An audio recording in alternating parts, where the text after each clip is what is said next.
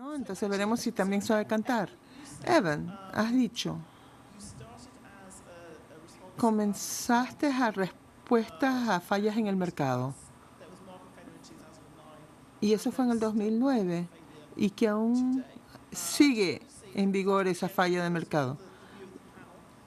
Quiero saber de parte del panel si eso están de acuerdo, porque me parece que va a haber más fallas que éxitos en el año entrante y que eso hace que sus esfuerzos sean más sustentables, porque antes era un proyecto grande, un problema grande que enfocaban las organizaciones sin fines de lucro. Bueno, estamos en proceso de tener éxito, pero no hemos logrado el éxito total, ni estamos cerca. Y creo que este modelo, o cualquier modelo que sea exitoso, creemos que en la marcha hemos aprendido mucho sobre qué funciona y qué no, y seguimos. Algo que digo con mucho orgullo. Mis colegas en las salas de prensa en cuanto al Capitolio han ido aumentándose. Esto ha ido mejorándose desde el 2009 y están compitiendo más y más. Y creo que el entorno en el Capitolio estatal es muy distinto a lo que existía en el 2009, pero creo que todavía existe esta falla en términos generales. Los problemas del Estado cada vez son más complejas y ahí aún no hay suficiente cobertura para estar por un Estado que de verdad requiere esta información.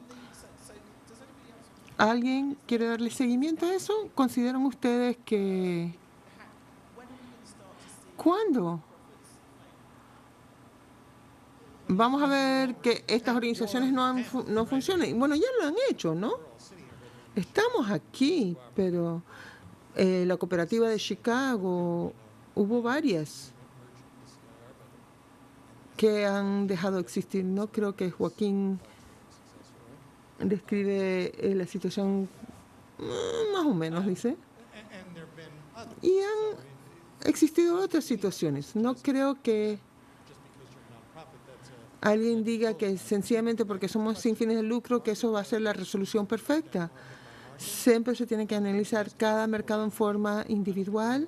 El periodismo de investigación sigue siendo una realidad muy difícil y veamos a dónde acaba eso en el futuro. Yo puedo decirle algo que Ev no puede, es que él y el Texas Tribune impulsaron, no solo a nivel de Texas, sino a nivel nacional, este enfoque en las políticas locales. Y creo que quisiera agregar que hay este mensaje de trasfondo. Tampoco quiero decir que lo que no le funciona a los medios tradicionales va a ser positivo para nosotros. Yo no sé si esa es la realidad. Pero en los medios tradicionales y lo que ellos están enfrentando hace que sea más importante que existamos nosotros.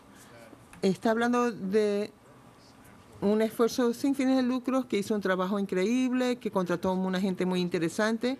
Y cuando fusionamos esa organización y ellos se integraron a nuestro grupo, pero creo que es interesante. Y lo que dijo Aaron Glantz, que fue con el Bay Citizen, él empezó a hablar en cuanto a los momentos, el tiempo de espera que tenían que enfrentaban los veteranos a buscar los servicios de la administración de veteranos. Y eso le iniciaron ellos, pero nosotros lo convertimos en un reportaje nacional y lo compartimos con otras organizaciones también que le estén recetando tantos opiáceos a los veteranos. Entonces yo considero en un lugar como San Francisco y como Nueva York, sí hay suficientes recursos para que los que sobreviven a algún fracaso puedan reorganizarse. Pero nuestro sector tampoco está resolviendo los problemas para aquellas comunidades que no cuentan con esos recursos. El ejemplo de Evan es algo increíble. Aquí en Austin se han logrado cosas con buen liderazgo y buen compromiso. Lo que a mí me preocupa es que hay tantas situaciones locales que jamás se van a dar a conocer sin una un momento de buena suerte y tenemos que sacarle provecho a todos nuestros recursos para ayudar a abarcar a otras partes del país. Y creo que hay una diferencia. Este es para el grupo económico. Hay diferencias entre cuanto fallas en el mercado y fallas de organización. Obviamente hay problemas de ingresos para apoyar esto. Eso es parte del mercado. Y las organizaciones sin fines de lucro están... Pero si el modelo no está organizado bien, aunque tengan muchos ingresos y tengan buen personal, si no lo hacen bien, toda organización va a fallar, sea con fines de lucro o sin fines de lucro. Y espero no ser la persona a quien le suceda eso. Estos lugares no van a continuar para siempre a menos que cuenten con los apoyos necesarios. Y sé que eso es el enfoque de Dick. Hay ese aspecto gerencial que nadie quiere comentar. También esto de seguir viviendo para siempre. Hubo un momento cuando se fue desarrollando este mundo sin fines de lucro, cuando todo el mundo decía, nuestra meta es que esto es un puente, que esto es un punto de transición, pero yo no creo que hoy en día esa es la realidad.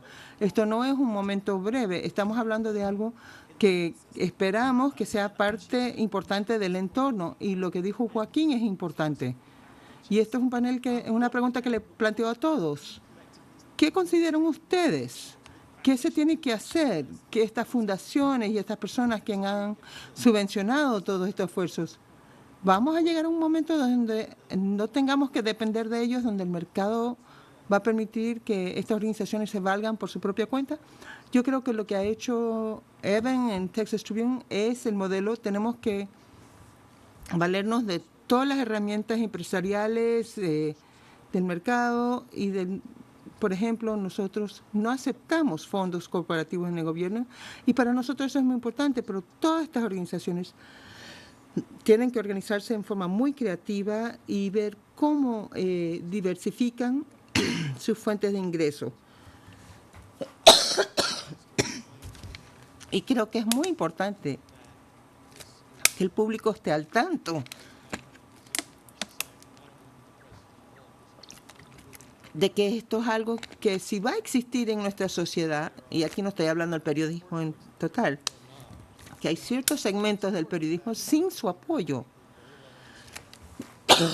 Y eso es algo que entienden el público. Lo entienden en cuanto a las universidades, los museos, etc. Si pudiésemos ayudarles a entender eso, que va a haber suficiente apoyo del público. Sí me preocupa, como dijo Joaquín, que hay regiones de este país que nunca van a poder contar con esto, pero sí creo que esto puede ser muy sustentable en muchas partes del país. Y esto no es sarcástico. Cuando yo era niño, la comida en los Estados Unidos no valía para nada. Y decían que jamás se iba a mejorar. Pero hoy en día hay todo este movimiento en cuanto a los alimentos y está todo de moda, ¿no? Y yo de verdad creo, es de esos lugares, los no del centro, que pueden generar nuevos líderes y nuevos esfuerzos que sean más diversificados. ¿Cómo llega gente con nosotros? Kirsten, en Minnesota tienen 100 reporteros y ellos están organizando un equipo de investigación. Sí, hay momentos de vida, pero las fundaciones grandes sí están haciendo un buen esfuerzo y tenemos que apoyarlos, pero también, aparte de aportarnos a nosotros dinero, buscar formas de que ellos también apoyen a nuevas organizaciones que puedan aportar algo nuevo. Para los que han subvencionado nuestros esfuerzos, muchas gracias.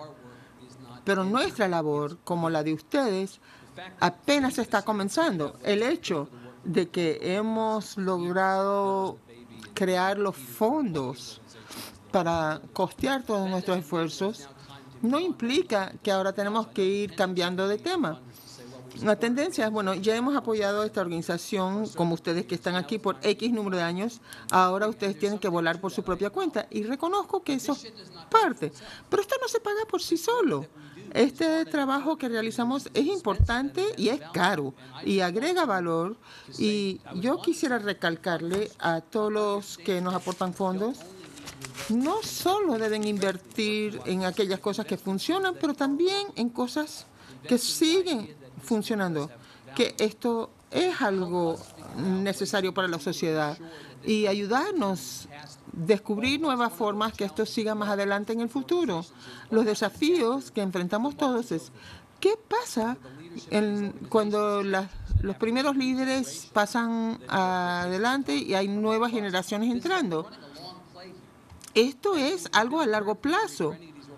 Y sería increíble que hayan vivido 5 o 10 años, pero qué triste que los que nos ayudan dicen, bueno, ya tienen que volar por su propia cuenta. Y quiero recalcar que estamos apenas iniciando este esfuerzo. Todos reconocemos que estamos muy admirados de cómo han ustedes ampliado sus fuentes de ingresos. Pero hay un límite a cuán amplio y cuán rápido se puede realizar eso. Me imagino que hay gente que quiere patrocinar cierto reportaje. Acá en Texas es más difícil. Quienes quisieran hablar de la violación en los correccionales. Y también se requiere mucha banda para organizar un departamento de ventas y un departamento de eventos. Bueno, la realidad es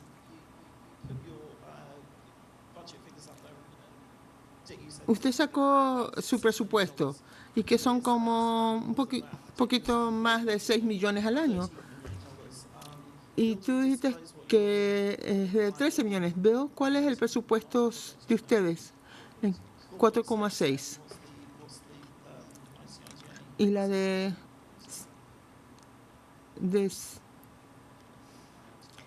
son como 3 millones y estamos nosotros en 9,4. Entonces, tenemos este grupo fuerte de periodismo, ¿no? Por una fracción del costo, ¿no?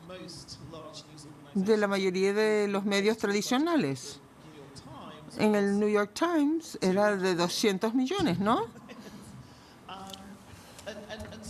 Entonces, una de las formas que todos aquí han ayudado a los medios tradicionales es haciéndolo en forma mucho más económica. ¿Estamos haciéndolo de la forma más económica o de verdad hay otras formas de que esto sea aún más sustentable? Algo importante que quiero señalar, si alguien quiere contestar esa pregunta, es nosotros vivimos en este mundo de noticias digitales originales. La de Bill era 200 millones de dólares. En el New York Times y en el Washington también gastábamos como el 15 a 17% de todos los fondos que se recibían en cuanto a las noticias. Reconociendo que las cifras son un poquito mejores cuando van reduciendo sus publicaciones impresas, y nosotros somos la otra cara de la moneda. Dedicamos el 85% de lo que nosotros recibimos en el reportaje de noticias, y eso es una ventaja increíble que tenemos en nosotros como organizaciones digitales y algo que siempre tenemos que tomar en cuenta. También creo que deberíamos elaborar plataformas para generar eficiencias. Cuando lanzamos nuestra programación semanal, es apoyando programas que no estamos realizando capacitaciones semanales. Mandamos 2 a Londres y apenas llegaron a poder hablar de esa situación de los refugiados en Europa. Creo que en las horas de descanso y en las otras sesiones tenemos que buscar las oportunidades entre nosotros para poder colaborar y ampliar la equidad y sacarle provecho a los presupuestos que tenemos, porque reconozco que nosotros es mucho más grande que lo que vemos en otras partes del mundo. Y debo reconocer, en cuanto al proyecto que tenemos en el Centro de Integridad, tenemos un presupuesto de casi $2 millones y ese impacto se ha visto no solo por medio de nuestro trabajo y también las herramientas de colaboración que hemos generado. Hay este efecto exponencial hablando de, como él habló de estos camioncitos. Jeff Jarvis está aquí como loco mandando tweets, pero él sacó a relucir la pregunta en cuanto a la rentabilidad, porque James Murdoch en Edinburgh comentó, y era casi al pie de la letra lo que había escrito Ayn Rand, para ser de verdad independientes uno tiene que ser rentable, y hay cierta verdad en eso. Entonces, prefiero pensar que aunque es un modelo complejo, es una forma, pero no es la única forma de llegar a esta independencia. Emily, la respuesta en cuanto a ciertas eficiencias que podemos generar en cuanto a la reducción de gastos es que más vale que sí, porque esa es nuestra realidad. Esa ansiedad que siempre tenemos, que siempre me despierta en las mañanas, al seguir creciendo en cuanto a nuestros ingresos, también implica que los gastos se incrementan, porque todos nosotros dependemos del personal. ¿Sabe? Pagamos por gente que trabaja y ellos, claro, esperan que se les pague un momento. Las prestaciones siempre incrementan, todos los gastos en forma orgánica, sin tener que hacer mucho. Uno puede aumentar sus gastos año tras año y el problema es que se convierte en este monstruo que se comió a una ciudad. Existencialmente me preocupo que si seguimos creciendo y seguimos aumentando nuestros gastos, que vamos a ahogarnos por nuestro propio peso. Vamos a tener que encontrar eficiencias en la cual todos colaboramos. No creo que es un problema que nos va a llegar a tocar la puerta mañana, pero estratégicamente tenemos que empezar en eso y tenemos que enfocarnos en eso para proteger la industria. Y si no lo hacemos, corremos mucho riesgo. Entonces, por ejemplo, pidiéndole a ustedes sus preguntas.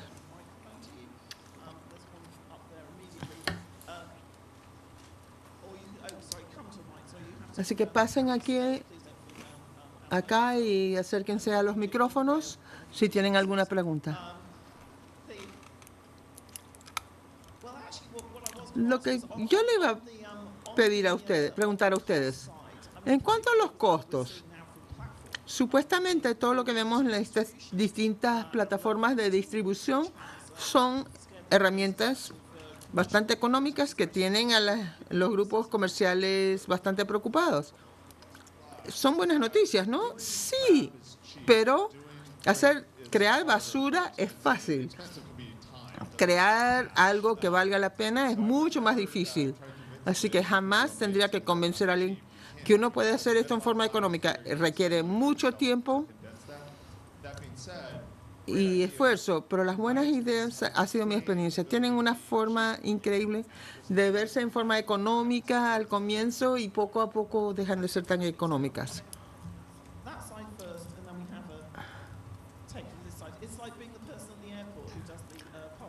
Yo ahora soy como el que revisó los pasaportes, de este lado, de aquel lado. Mi lado primero. Yo soy de Sandhurst y soy de Los Ángeles. Cuando primero se divulgaron los documentos de Panamá, alguien dijo que no se hubiese podido hacer sin las herramientas tecnológicas que tenemos hoy en día.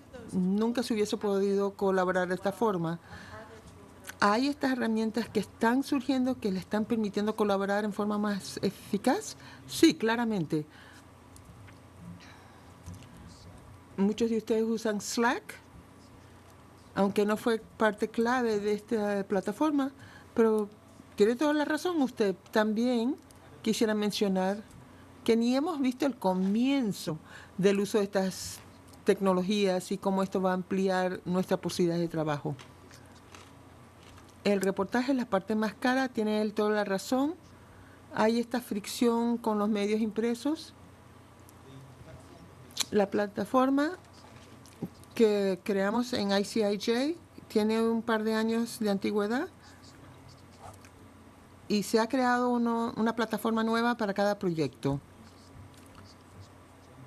Es un grupo cerrado, como el grupo cerrado de Facebook, y permite que los periodistas que están participando en él ingresen, pero nadie más.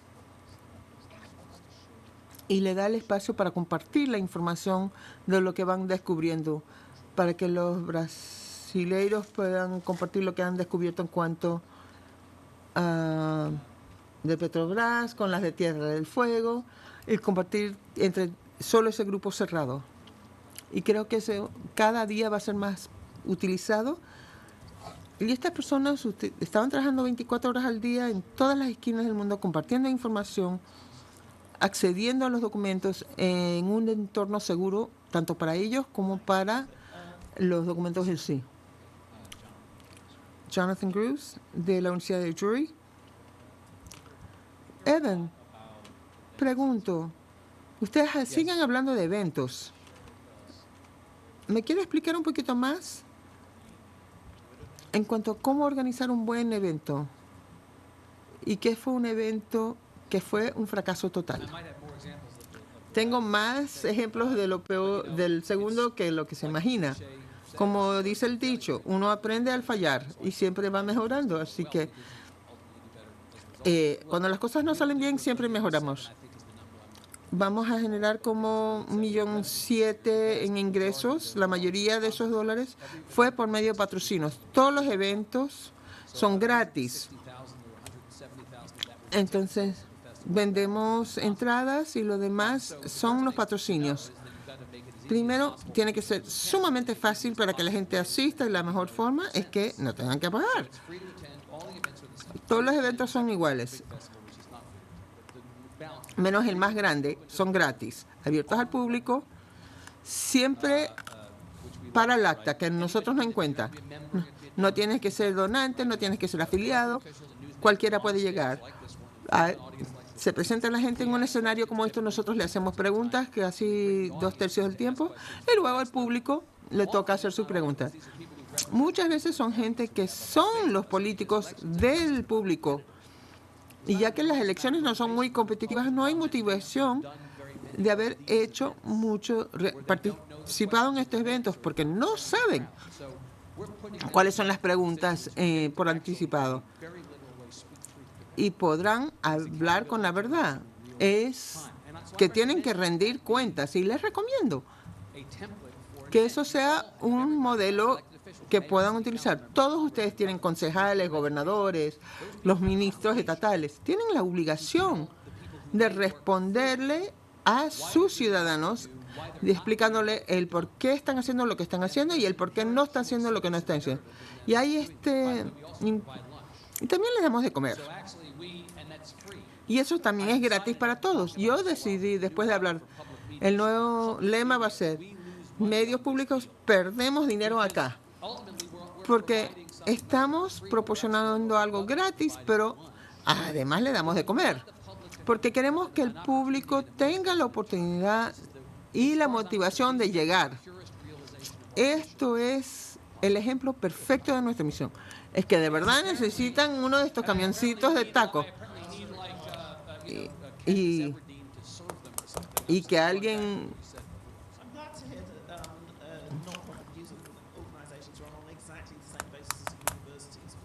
Qué lindo que ustedes trabajen igualito que las universidades. Si les damos de comer, siempre llegan. Y sin vergüenza. ¿Otra pregunta de aquí?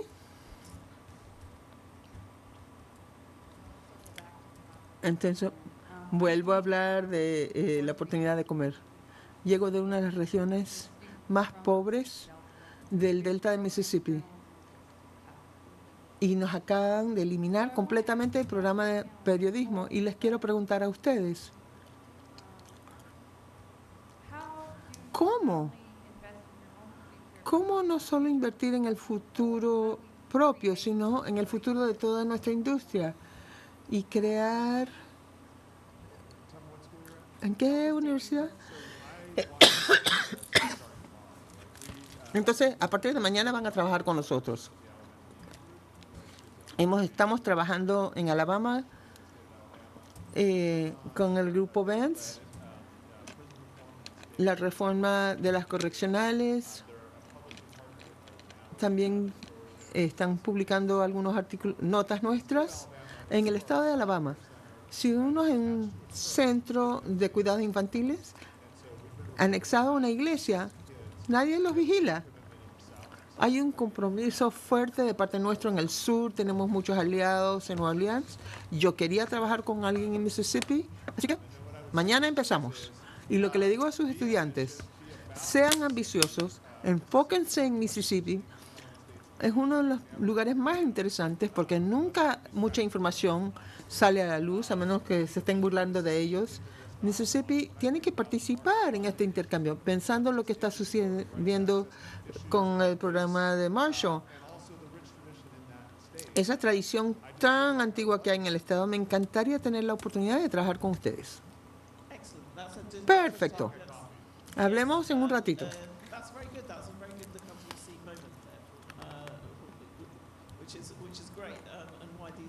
Y ahí es el ejemplo perfecto del por qué son tan importantes estas conferencias.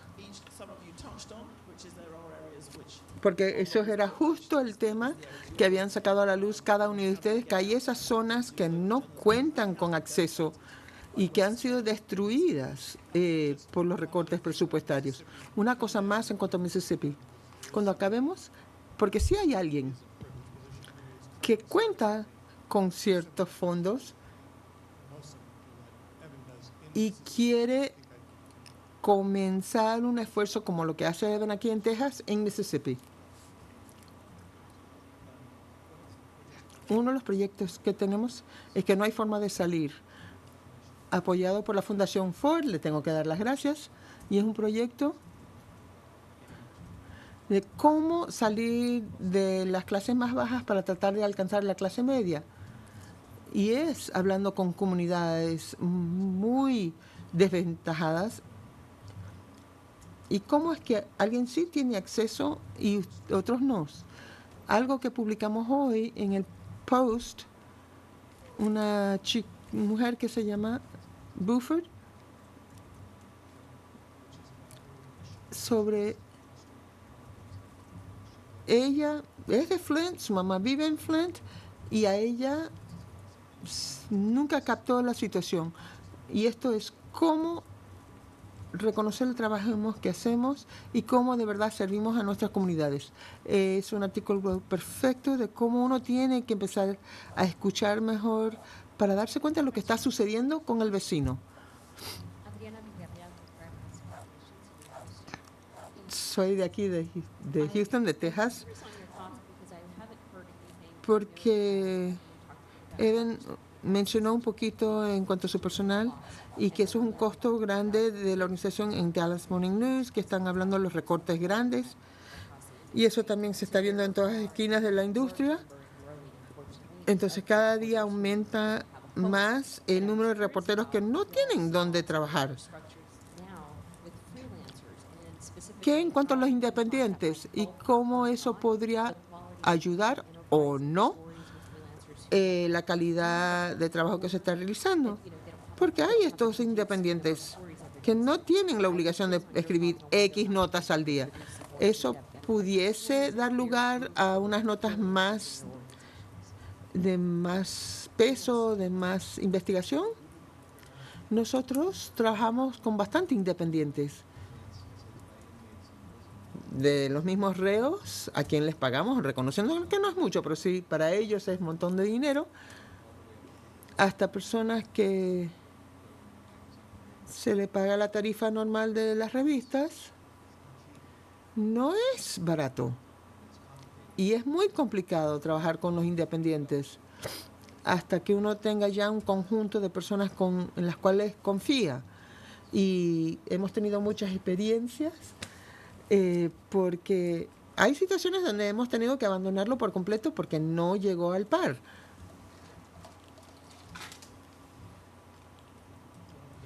Uno de los mejores ejemplos, lo que más me encantó fue Jack Burstein, que también es independiente en cuanto a todo este paquete que hemos realizado en cuanto fue revisado por trabajadores independientes. Así que nosotros contamos con ellos muchísimos.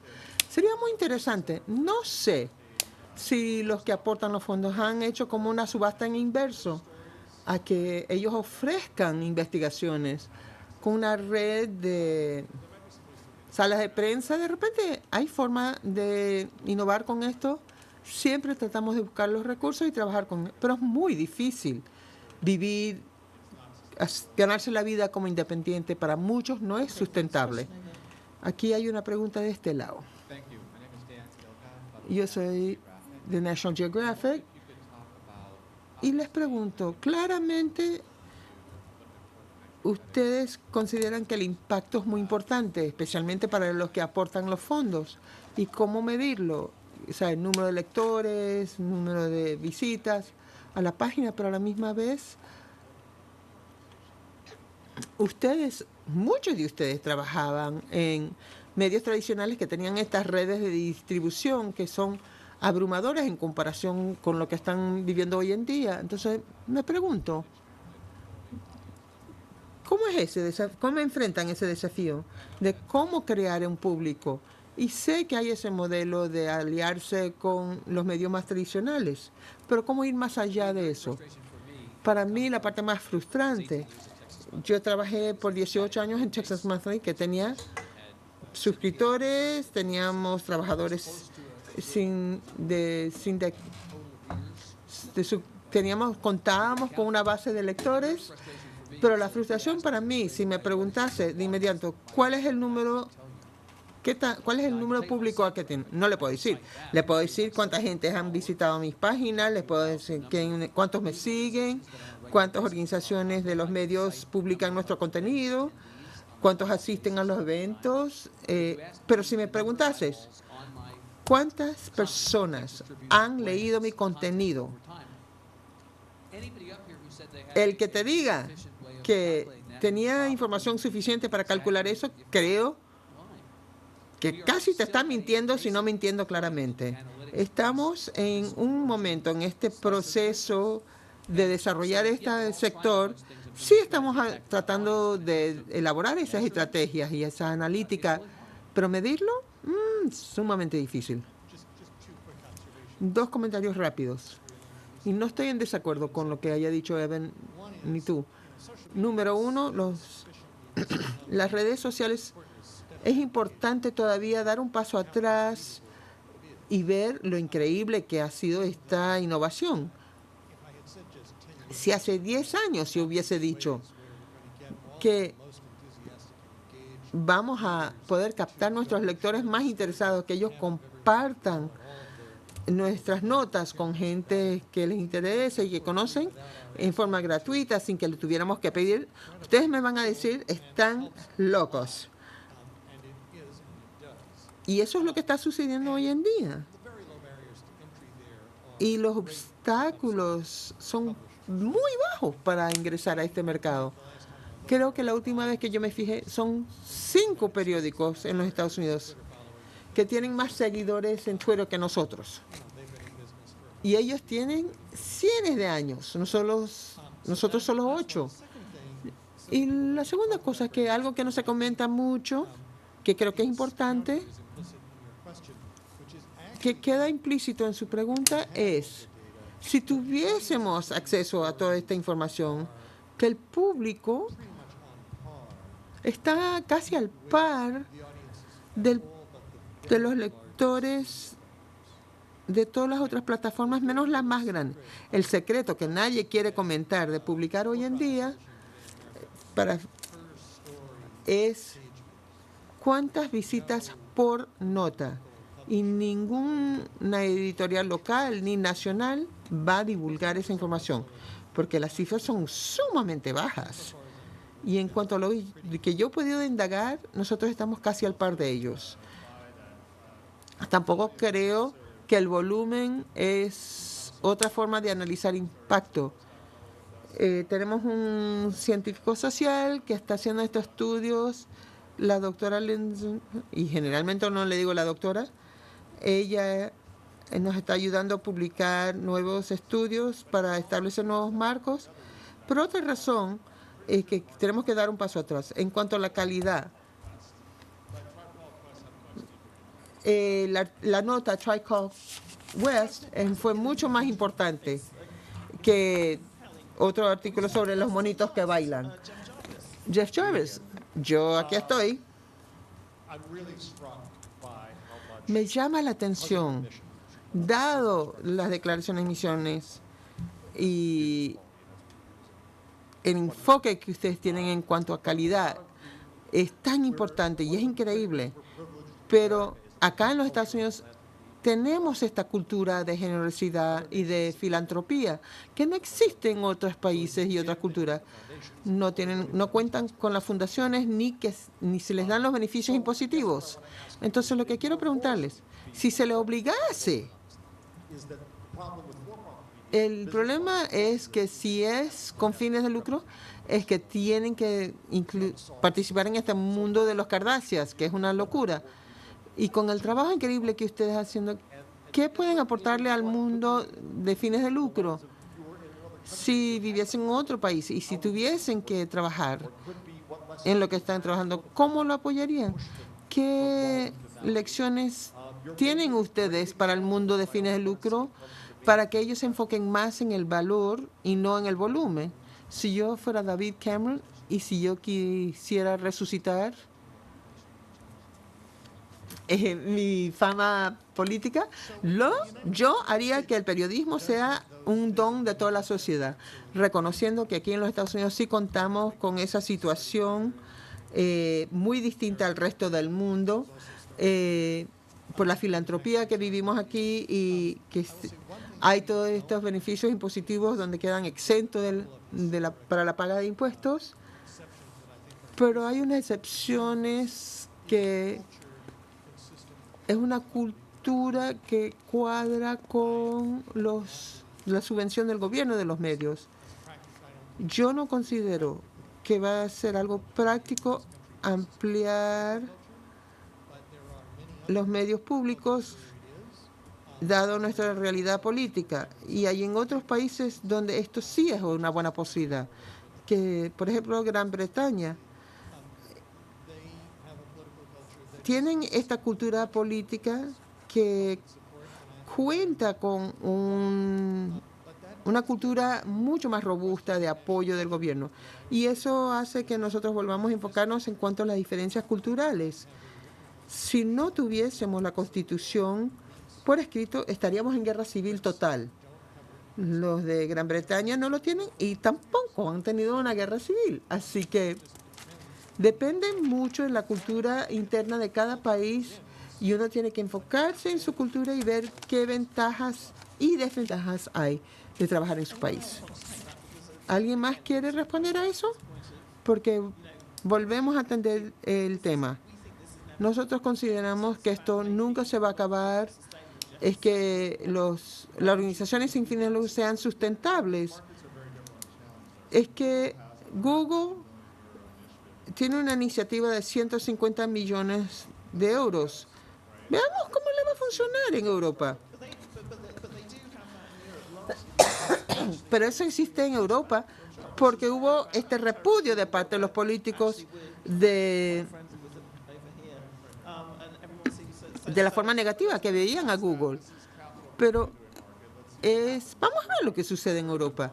Si yo viviese en un mercado donde las amenazas ante el periodista eran muy reales y muy físicos, la realidad sería distinta. No podemos suponernos que esto se puede replicar en otros países y necesitamos distintas plataformas en distintos entornos para ayudarnos en formas eficaces y reales. Y hasta crear relaciones para aportar ciertas protecciones en ciertas situaciones y en otros lugares animarlos a que sigan. Para concluir, porque le había jurado a Rosenthal que íbamos a acabar a tiempo, quiero que cada uno de ustedes, cuando nos encontremos de nuevo en 5 años, ¿qué es la cosa número 1 que ustedes quisieran que fortalecerá este mundo de periodismo sin fin de lucro? Y no puede ser solo un multimillonario que done dinero. En mi corazón de corazones, yo espero que de aquí a 5 años podamos resolver la desigualdad en cuanto a acceso. Porque aquí estamos haciendo todo este trabajo. Muchos de nosotros trabajamos en estados donde hay estos cambios demográficos mayores. Y qué pena si creamos todo este contenido para consumirse en línea y que hay comunidades completas que no tienen acceso. Entonces, hay esa división digital que se tiene que resolver antes de poder resolver la participación cívica. Y espero que de aquí a 5 años estemos aproximándonos a esa resolución. Y de aquí a 5 años también espero poder decir que cada uno de nosotros que hemos sobrevivido la siguiente recesión, que yo considero va a llegar, yo creo que va a venir en los próximos 5 años. Yo quisiera pensar de que aquí a 5 años, en cuanto a la justicia, además de hacerlo en forma sin fines de lucro, que se pueda realizar en forma sustentable. Me encanta este sector, me parece que tiene un futuro increíble, pero no va a reemplazar a todos los periodistas y no va a emplear a todos los periodistas que han perdido su empleo y que estaban generando cosas increíbles. Yo ni sé de aquí a un año, pero para nuestra organización yo quisiera que fuéramos reconocidos que el grupo de periodismo de investigación más moderno y más subvencionados y que esté distribuido a nivel del mundo y que contemos con 30% de ingresos filantrópicos, de 30% de ingresos que nos hemos ganado y que 30% sea por eventos y tener un año de fondos para poder sobrevivir la siguiente recesión. Eso me suena perfecto. Y yo creo que también tenemos que lanzar, no diría que internacional, y cuando aquí en los Estados Unidos hablamos de internacional, a ver lo que viene. Yo quisiera que se lanzase una iniciativa de experimentación donde comunidades como Akron o Mississippi podamos enfocarnos en sacar a la luz de nuevo el buen periodismo, que no haya otras situaciones como Flynn. Hay esta crisis de cuidados de salud por la falta de periodismo de investigación. Si millones de personas fueran a impactarse por una influencia, esto se tendría que atender como un problema de seguridad nacional. Entonces yo considero que tenemos que lanzar una iniciativa para enfocarnos y aunque no lo logremos, tenemos que ver qué es lo que sucedió con esa iniciativa. Y espero que de aquí a 5 años estemos aquí de nuevo en el camioncito del Knight Foundation que va a estar estacionado aquí enfrente, vendiendo tacos. Esto ha sido muy interesante. Muchas gracias.